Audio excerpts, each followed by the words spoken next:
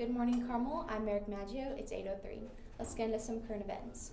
The Beatles have won their 8th Grammy 5 decades after they broke up. The Beatles' song Now and Then won a Best Rock Performance Grammy on Sunday. It marks the first time the band was recognized by the Recording Academy since 1997. Now and Then was written by John Lennon, who died in 1980. It features original vocals that Lennon recorded in 1970 that were preserved with AI. The track was finished and released last year by the band's living members Paul McCartney and Ringo Starr. McCartney refers to it as, quote, the last Beatles song. Their Grammy win comes 55 years after the Beatles broke up in 1970. Dozens of businesses in Oklahoma were closed Monday as protesters took to the state capitol as part of a Day Without Immigrants. It's a movement where people tried to show how there would be no work, no school, and no shopping without the work of migrants. Hundreds gathered at the state capitol Monday, protesting immigration policy, and across the metro, open signs remained off and doors locked as businesses stood by their employees in protest. El Salvador has agreed to house violent U.S. criminals and take in deportees of any nationality. It's an unprecedented and legally problematic deal that has alarmed critics and rights groups. U.S. Secretary of State Marco Rubio announced the agreement on Monday. It's not clear whether the U.S. will take up El Salvador's deal. There are questions around the legality of such moves. Any effort by the Trump administration to deport incarcerated U.S. nationals to another country would face significant legal pushback. That's all we have for current events. Next up, we have Grady Weiger with sports.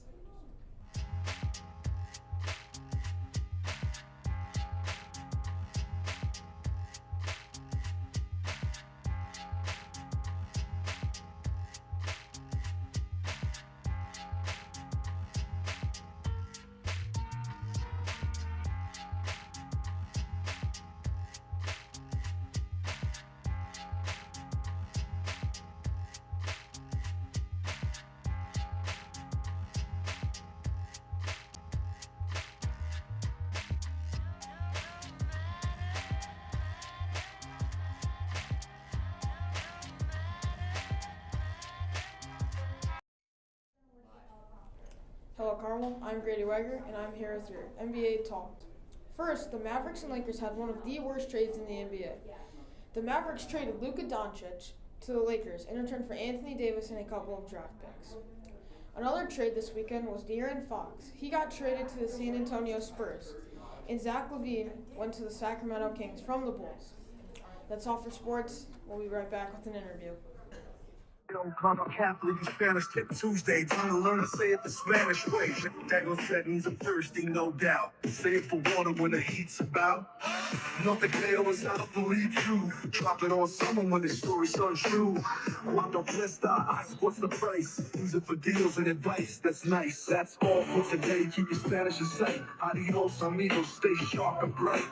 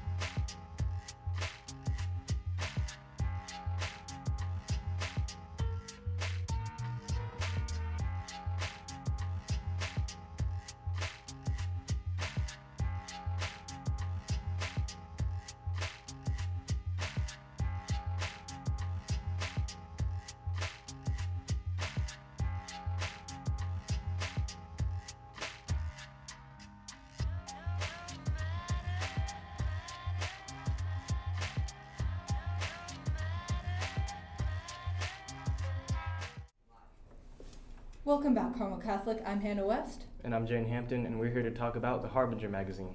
Okay, so the Harbinger magazine is a creative works magazine. So it's for students to submit like stories, poetry, and art, and like graphic designs.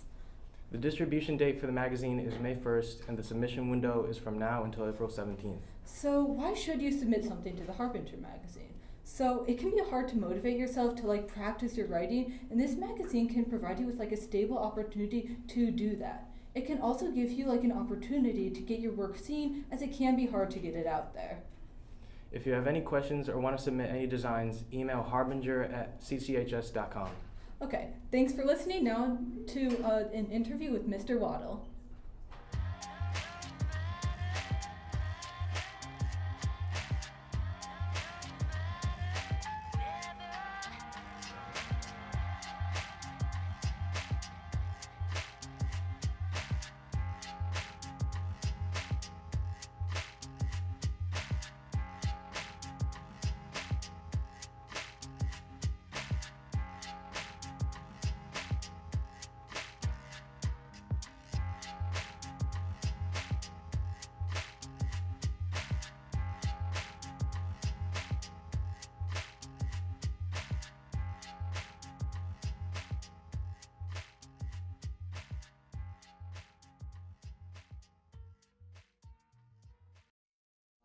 Welcome back. I'm Maggie McConville here with Mr. Waddle to talk about some politics. So Trump was inaugurated about 2 weeks ago, and in that time there's always a lot of change when an inauguration happens, right?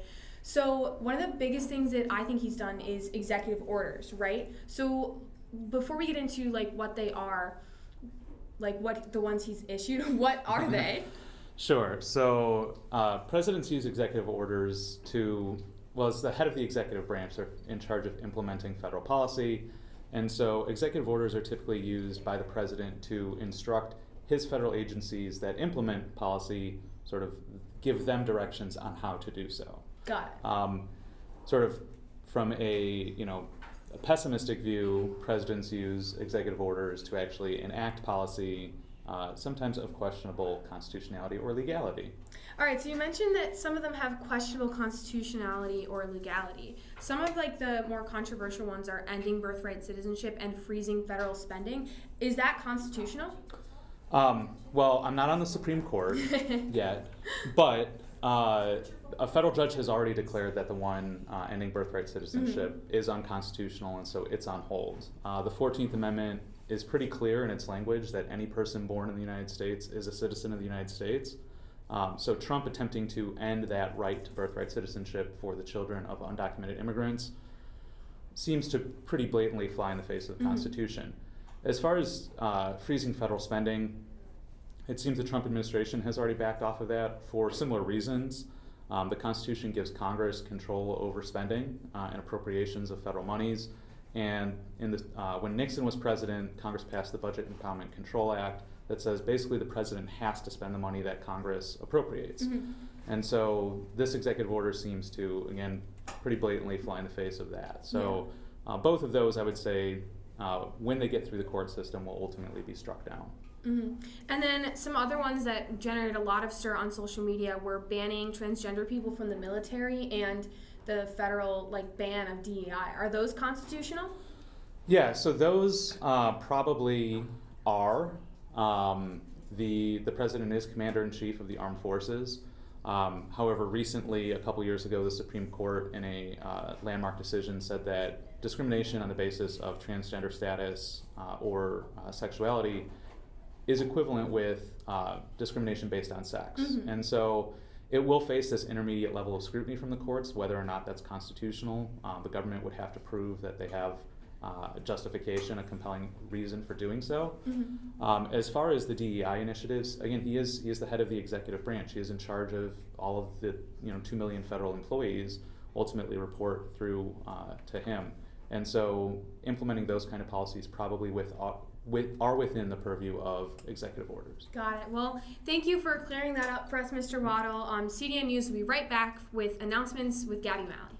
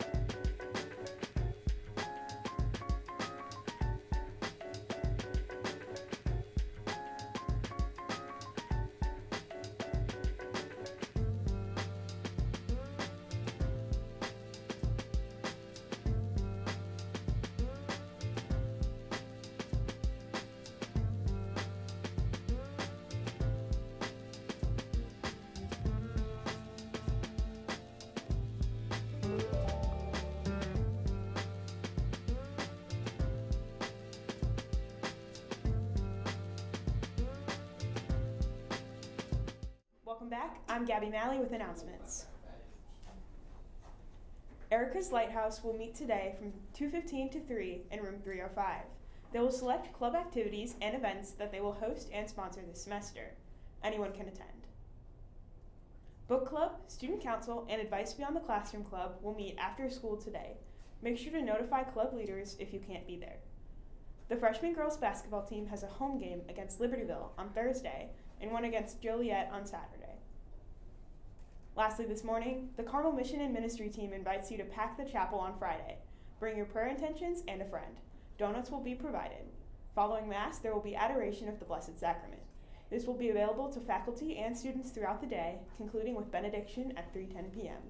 That's all we have for today. I'm Gabby Malley. Have a Tulip Tuesday, Carmel.